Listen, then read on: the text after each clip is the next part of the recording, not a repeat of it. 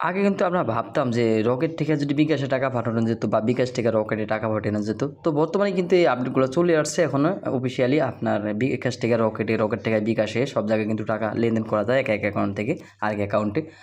তো আমরা অনেকেই আমাকে প্রশ্ন করে বা অনেকেই কমেন্টে জানায় যে আসলে রকেট থেকে বিকাশে কীভাবে টাকা পাঠায়। এই ভিডিওতে আমি দেখাবো কীভাবে রকেট থেকে বিকাশে টাকা পাঠাতে হয়।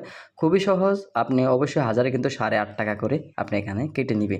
তো চলুন আমি দেখাচ্ছি কীভাবে রকেট থেকে বিকাশে টাকা পাঠাতে হয়। তো আমরা প্রথমে চলে যাবে রকেট অ্যাকাউন্ট, যে অ্যাপসটি রয়েছে রকেট অ্যাপসটি আমি লগ ইন করে নিচ্ছি। এখানে পাসওয়ার্ড দিয়ে আমি লগ ইন করে নিচ্ছি।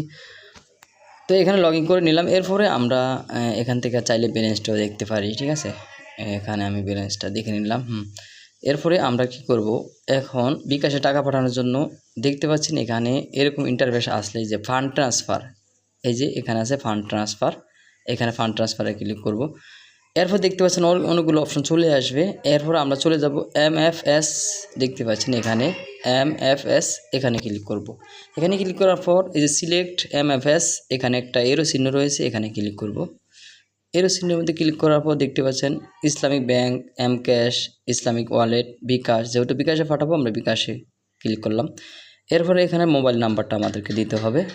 মোবাইল নাম্বারটা দিয়ে দিচ্ছি।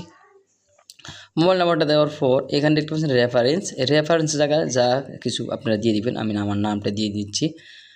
এরপরে এখানে অ্যামাউন্টটা দিতে হবে। আমি অ্যামাউন্টটা দিয়ে দিচ্ছি। হ্যাঁ, আপনারা সর্বনিম্ন 50 টাকা থেকে শুরু করতে পারেন, ঠিক আছে, 20,000 পর্যন্ত। তো এখানে আমি 2020, হ্যাঁ 2020, এখানে নেক্সটে ক্লিক করব। নেক্সটে ক্লিক করার পর বিস্তারিত দেখাবে। এখানে পিন নাম্বারটা দিতে হবে। পিন নাম্বারটা দেওয়ার পর এখানে চেপে ধরে রাখবো আমরা।